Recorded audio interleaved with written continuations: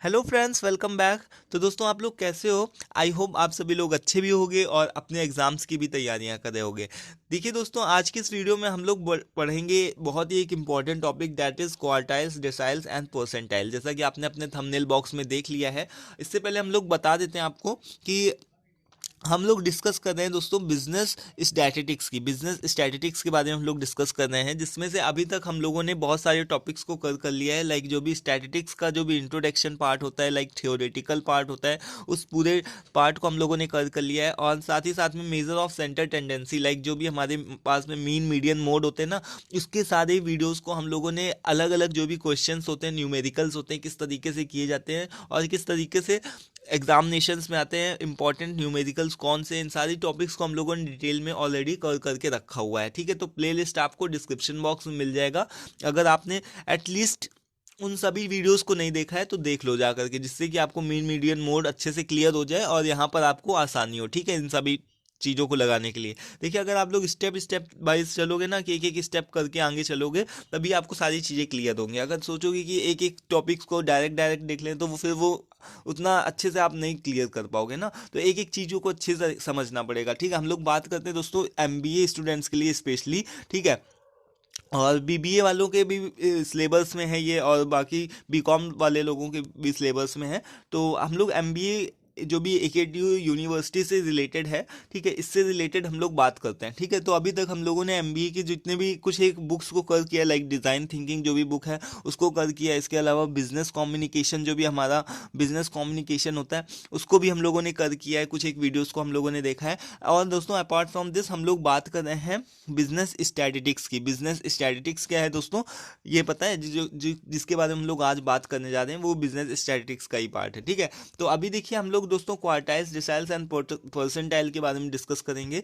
कुछ लोगों की बुक में ऐसा दिया होता है कि इसके इसके बारे में अलग बताया जाता है, इसके बारे में अलग बताया जाता है, एंड परसेंटाइल के बारे में अलग बताया जाता है। बट देखिए दोस्तों, आज की इस वीडियो में हम लोग बहुत ही सिंपल वे में, बहुत ही अच्छी तरीके से एकदम तीनों चीज़ों को एक साथ सीखेंगे और एकदम सिंपल तरीके से सीखेंगे। ठीक है, आपको एक बार में सारी चीज़ें क्लियर हो जाएंगी, तीनों चीज़ों को मर्ज करके सीखेंगे। ठीक है, क्योंकि फॉर्मूले भी सेम है, सब कुछ सेम है, बस आपको थोड़ा सा अपना बस जो भी है स्टेप्स ध्यान में रखने हैं। ठीक है, तो चलिए स्टार्ट करते हैं अभी।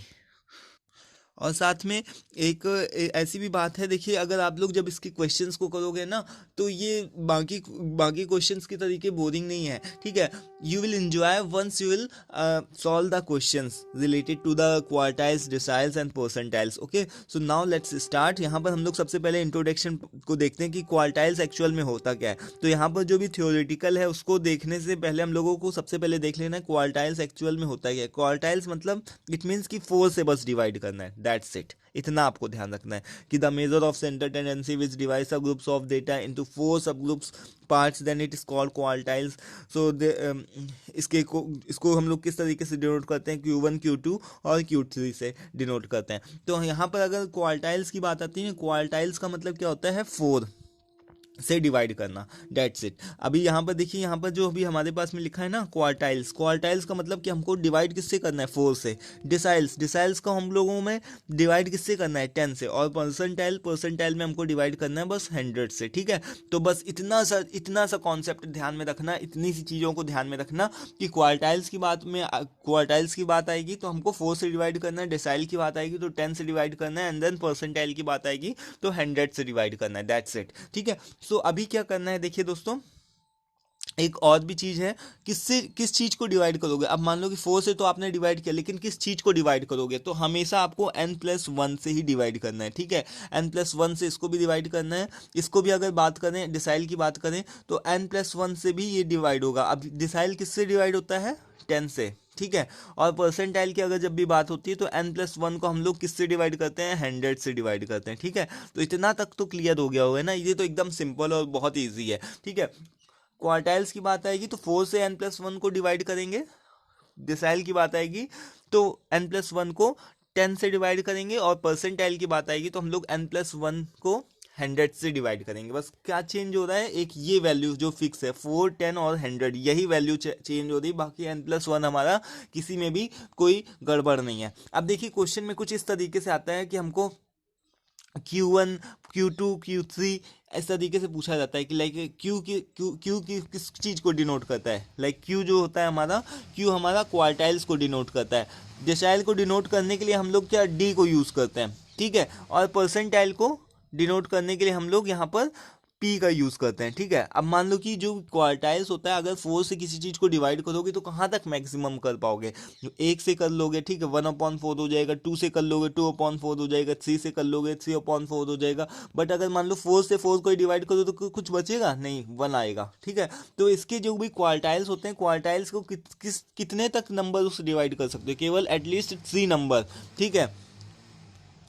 केवल 3 नंबर से ज़्यादा आप बढ़ ही नहीं सकते हो, ठीक है। ऐसा नहीं हो सकता कि 4/4 कर लो या 5/4 कर लो, ठीक है, इससे नहीं जाएगा, बस 3/4 तक इसकी मैक्सिमम लिमिट है, ठीक है। अब बात करें यहाँ पर डेसाइल। डेसाइल की क्या मतलब होता है कि 10 से डिवाइड करना है। तो किसी चीज़ को कब तक डिवाइड कर सको, 1 2 3 4 5 6 7 8 9, 9/10 तक कर सकते हो, 9/10 तक कर सकते हो, ठीक है।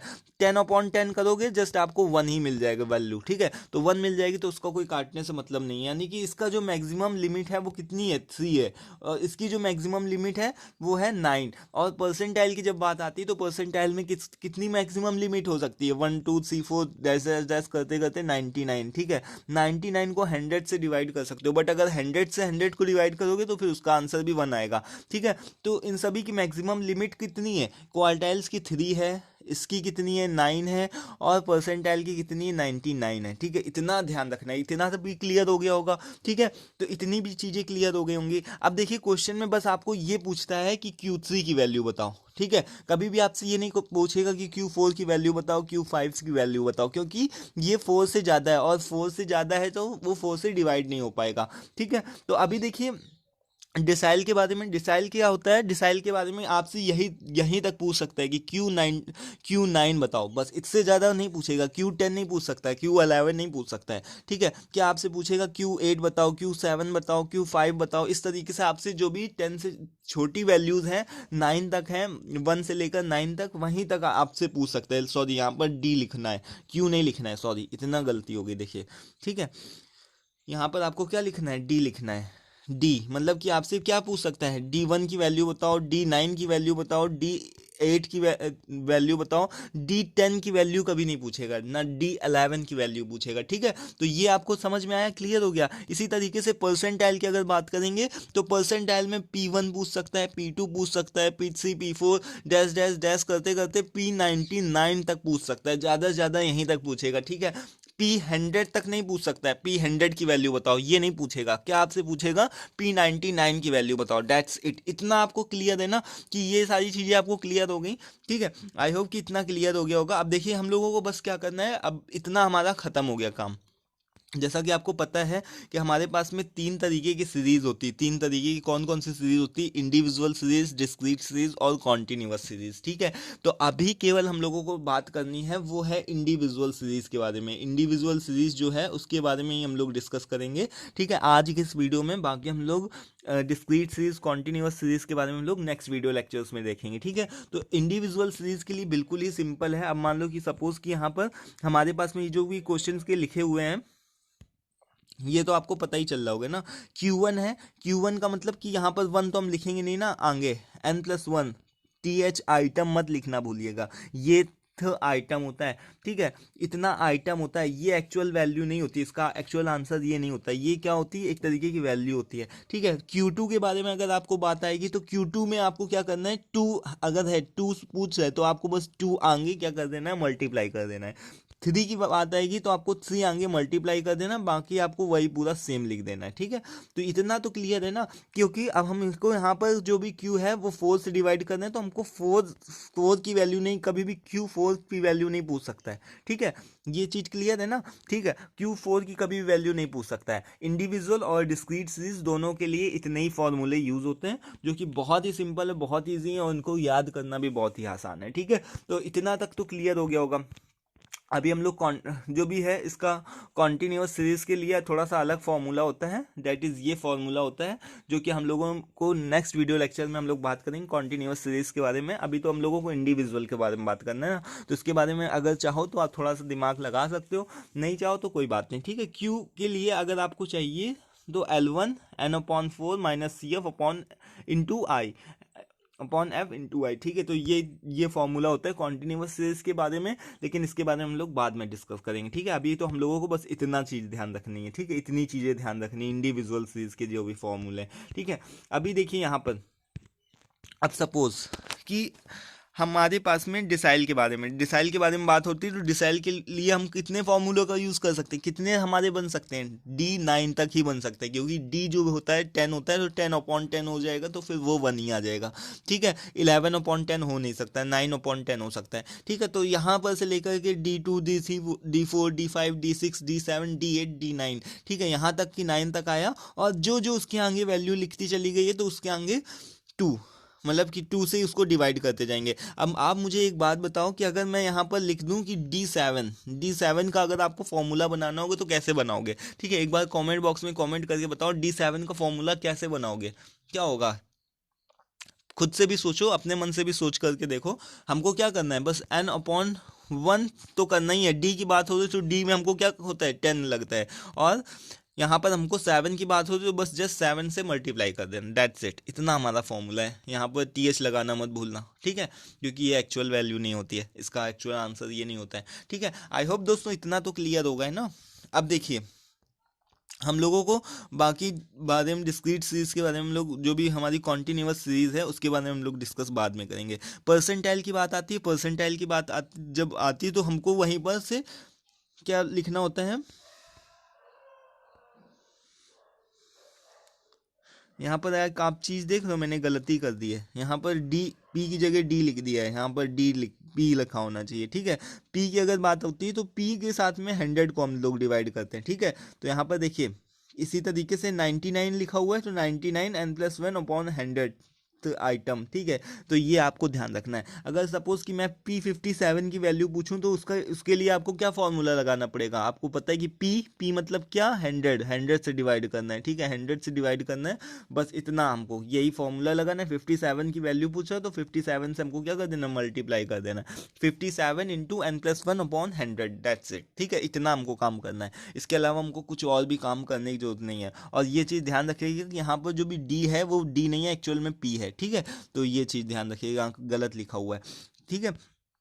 इतना क्लियर हो गया सबको, इतने में तो कोई किसी को दिक्कत नहीं होनी चाहिए ना। और ये हमारा कॉन्टिन्यूअस सीरीज के लिए, इसके बारे में लोग बाद में डिस्कस करेंगे। अब देखिए क्वेश्चन हमारा कुछ इस तरीके से आता है, क्वेश्चन इंडिविजुअल सीरीज के लिए कुछ इस तरीके से आता है। उसमें क्या पूछता है कि calculate the quartiles from the following data, marks obtain. तो जब भी हमको हमारे पास में जो भी डेटा दिया रहेगा उसको हमको सबसे पहले क्या करना है, असेंडिंग ऑर्डर में फिक्स करना है। असेंडिंग ऑर्डर में फिक्स करने का मतलब आपको मतलब एक सीक्वेंस में लगा लेना है, ठीक है। यहाँ पर हम लोगों ने सीरियल नंबर डाले 1 2 3 4 5 6 7 8 9 10 15 तक की। अब सीरियल नंबर डालने का ये फायदा होता है कि हमको असेंडिंग ऑर्डर लगाने में दिक्कत नहीं होती, हमने डायरेक्ट गिन लिया 1 2 3 4 5 15 है, और 15 में से हमारा कोई भी नंबर छूटेगा नहीं, ठीक है। तो इस वजह से हमने इसको असेंडिंग ऑर्डर में लगा लिया।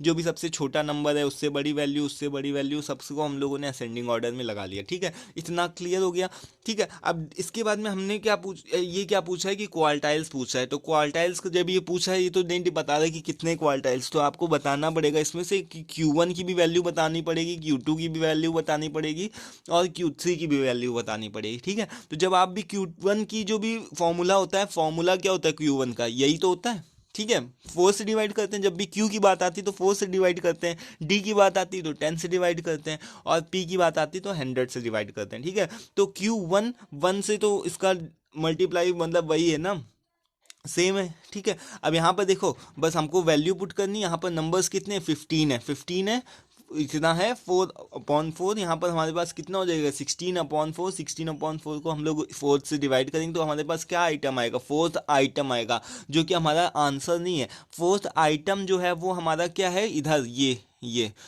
तो हमारा आइटम कितना, 4th में कौन सा आइटम है, 11 है, तो 11 हमारा क्या होगा, वो आंसर होगा Q1 के लिए, ठीक है। इसी तरीके से आप Q2 भी निकाल सकते हो, बस Q2 में आपको क्या करना है, 2 से मल्टीप्लाई आगे कर देना है, ठीक है।